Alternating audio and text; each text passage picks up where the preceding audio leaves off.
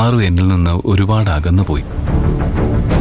ഇനി ഞാൻ എത്ര റിക്വസ്റ്റ് ചെയ്താലും എനിക്ക് പറയാനുള്ളത് കേൾക്കാൻ അവൾ നിന്ന് തരില്ല. ഗന്ധർവനെന്ന് ഞാൻ പറയുന്നത് പോലും അവൾക്ക് ഇഷ്ടമല്ല. പക്ഷെ എല്ലാ സത്യവും അവൾ അറിഞ്ഞില്ലെങ്കിൽ എനിക്ക് അവളെ നഷ്ടപ്പെടുമെന്ന് മാത്രമല്ല, വലിയൊരു അപകടത്തിൽ അവൾ ചെന്ന് വീഴുകയും ചെയ്യും. എന്താ ഇപ്പൊ ചെയ്യുക? ഏതോ ഒരു കപട വേഷക്കാരന്റെ ചതിക്കുഴിയിൽ അവള് വീഴാൻ പാടില്ല. അവളെ പ്രൊട്ടക്ട് ചെയ്യേണ്ടത് എന്റെ കടമയാ. എന്നെ അവള് വഴക്ക് പറഞ്ഞോട്ടെ, തല്ലിക്കോട്ടെ. എന്നാലും എല്ലാ സത്യങ്ങളും അവളെ അറിയിച്ചേ പറ്റൂ. ഇവിടെ വെച്ച എല്ലാ സത്യവും എനിക്ക് അവളോട് പറയാൻ കഴിയില്ല. ജയന്തിയോ മോഹനോ ആരെങ്കിലുമൊക്കെ ഇങ്ങോട്ട് കയറി വരും. ആരുടെയും ശല്യമില്ലാത്തൊരിടത്ത് എനിക്ക് അവളെ കിട്ടണം. അവനാണ് ഗന്ധർവനെന്ന് ഡ്യൂപ്ലിക്കേറ്റ് ഗന്ധർവൻ അവളെ വിശ്വസിപ്പിച്ചിട്ടുണ്ട്. ഞാനാണ് ശരിക്കുള്ള ഗന്ധർവനെന്ന് എനിക്ക് അവളെ ഇതുവരെ വിശ്വസിപ്പിക്കാനും കഴിഞ്ഞിട്ടില്ല. അതാണ് അവന്റെ വിജയവും എന്റെ പരാജയവും.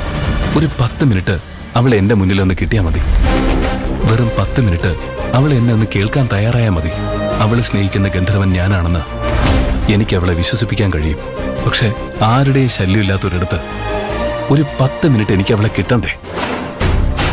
അതിനെന്താ ഒരു വഴി? അവനെന്തോ കാര്യമായ ആലോചനയിലാണല്ലോ. എന്തൊക്കെയോ പെറുപിറുക്കുന്നുമുണ്ട്. ഞാനും പാറുവും സംസാരിച്ച് തീരുന്നത് വരെ അവൻ അവിടെ കാവല് നിന്നു. എന്റെ കള്ളക്കളി അവന് മനസ്സിലായി കാണുമോ? അവൻ സ്വയം പറയുന്നത് കേൾക്കാൻ പറ്റിയ കാര്യം പിടികിട്ടും. കുറച്ചുകൂടെ അടുത്തേക്ക് പോവാം.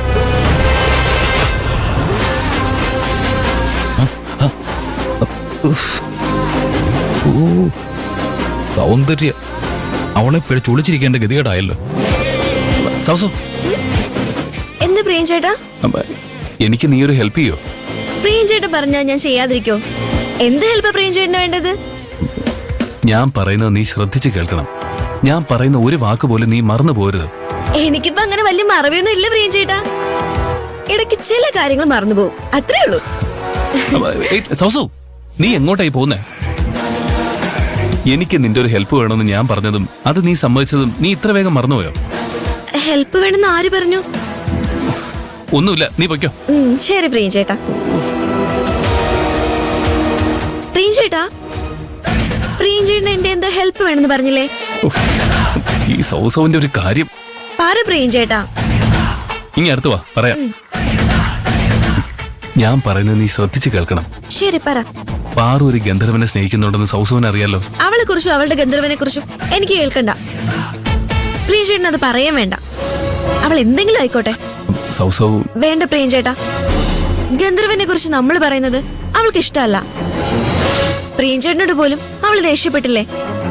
ഇനി അവളുടെ ഒരു കാര്യത്തിൽ ഇടപെടില്ലെന്നാ ഞാനും ജയന്തി ചേച്ചിയും മോഹൻ ചേട്ടനും തീരുമാനിച്ചിരിക്കുന്നത്. പ്രിയൻചേട്ടനും ഇടപെടണ്ട. നിങ്ങൾ അവളെ വിട്ടുകളയുന്നത് പോലെ എനിക്ക് അവളെ വിട്ടുകളയാൻ പറ്റില്ല. ഞാൻ ആവശ്യപ്പെടുന്ന ഹെൽപ്പ് ചെയ്തുതരാന്ന് നീ എനിക്ക് വാക്ക് തന്നത്. വാക്ക് പറഞ്ഞാ പാലിക്കണം. ശരി, ശ്രദ്ധിച്ച് കേൾക്കണം. കോടതി ജംഗ്ഷനിൽ ഒരു കോഫി ഷോപ്പുണ്ട്. ഞാനും നീയും ജയന്തിയൊക്കെ 2-3 തവണ അവിടെ പോയിട്ടുണ്ട്. നിനക്ക് ഓർമ്മയുണ്ടോ? അവിടെ 2-3 കോഫി ഷോപ്പില്ലേ? പ്രിയൻചേട്ടൻ ഏത് കോഫി ഷോപ്പാ ഉദ്ദേശിക്കുന്നത്? A1 coffee shop. മറന്നു പോരുത്, A1 കോഫി ഷോപ്പ്. ഇല്ല, മറക്കില്ല. പ്രിയൻചേട്ടൻ പറ. ഇന്ന് വൈകുന്നേരം 5:30 മണിക്ക് നീ അവളെയും കൂട്ടി അവിടെ വരണം. ഞാൻ അവിടെ ഉണ്ടാവും. പക്ഷേ ഞാനവിടെ ഉണ്ടാവൂന്ന് നീ അവളോട് പറയരുത്. എന്തെങ്കിലും കള്ളം പറഞ്ഞു വേണം നീ അവളെ കൂട്ടിക്കൊണ്ടുവരാൻ. ഗന്ധർവനെ കുറിച്ച് അവൾക്കറിയാത്ത ചില സത്യങ്ങളുണ്ട്. സ്വസ്ഥമായിരുന്ന് അതൊക്കെ എനിക്ക് അവൾക്ക് മനസ്സിലാക്കി കൊടുക്കണം. പ്രിയൻചേട്ടൻ പറഞ്ഞതുകൊണ്ട് മാത്രാ ഞാൻ അവളുടെ കാര്യത്തിൽ ഇടപെടുന്നത്. കോഫി ഷോപ്പല്ലേ? 5:30 മണിക്കല്ലേ? പറഞ്ഞോണ്ട് നടക്കാം, ഇല്ലെങ്കിൽ മറന്നുപോകും. A1 കോഫി ഷോപ്പ് വൈകുന്നേരം 5:30 മണിക്ക്. A1 കോഫി ഷോപ്പ് വൈകുന്നേരം 5:30 മണിക്ക്. A1 കോഫി ഷോപ്പ് വൈകുന്നേരം 5:30 മണിക്ക്.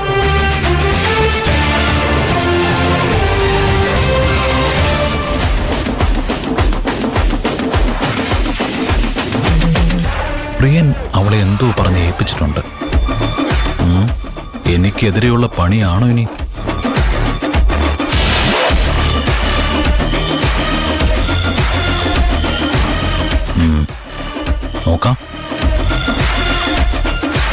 A1 കോഫി ഷോ വൈകുന്നേരം 5:30 മണിക്ക്. A1 കോഫി ഷോ വൈകുന്നേരം 5:30 മണിക്ക്.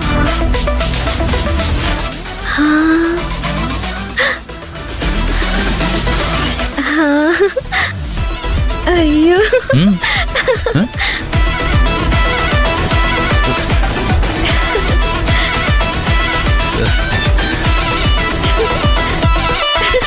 സൗന്ദര്യ,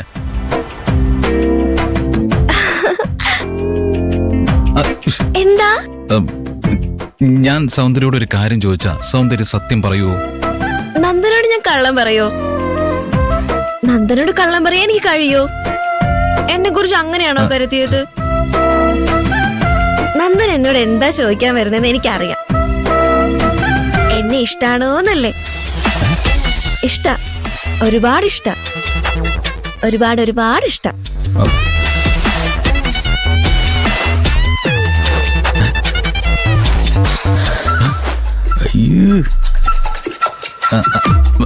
അതല്ല സൗന്ദര്യ, നന്ദനെ കല്യാണം കഴിക്കാൻ സമ്മതാണോന്നല്ലേ?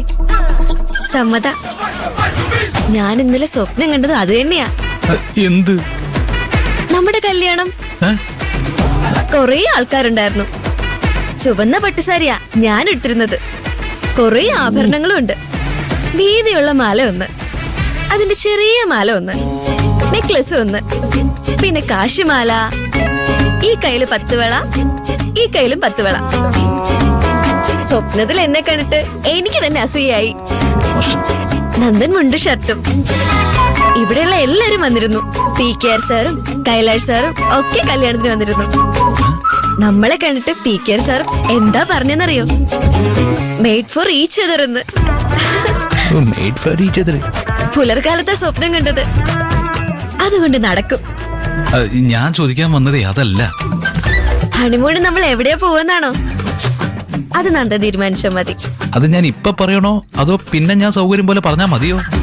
എന്ത്? അല്ല, നമ്മള് ഹണിമൂണിന് പോകുന്ന സ്ഥലം പിന്നെ പറഞ്ഞാ മതി. പ്ലാൻ ചെയ്തതിന് ശേഷം പറഞ്ഞാ മതി. നന്ദന്റെ കൂടെ എവിടെ പോവാനും എനിക്കിഷ്ടാ. എന്റെ തലയ്ക്ക് എന്തോ കുഴപ്പമുണ്ടെന്നാ തോന്നുന്നത്. കല്യാണോ ഹണിമൂണോ ഒക്കെ തീരുമാനിച്ചു വന്നിരിക്കുക. എന്താ പറഞ്ഞേ? ഞാൻ എത്ര ഭാഗ്യവാനാണെന്ന്. ഞാനല്ലേ ഭാഗ്യവതി. അതുകൊണ്ടല്ലേ നന്ദനി കമ്പനിയിൽ വന്നതും എന്നെ ഇഷ്ടപ്പെട്ടതും. ഓ, മിക്കവാറും ഞാൻ ഇതിനെ തല്ലിക്കൊല്ലും. സൗന്ദര്യ, കല്യാണക്കാര്യവും ഹണിമൂണിന്റെ കാര്യമൊക്കെ നമുക്ക് പിന്നീട് വിശദമായിട്ട് സംസാരിക്കാം. അല്ല, പ്രിയൻ സൗന്ദര്യോട് കാര്യമായിട്ട് എന്തോ പറയുന്നുണ്ടായിരുന്നല്ലോ. എന്താ അവൻ പറഞ്ഞത്?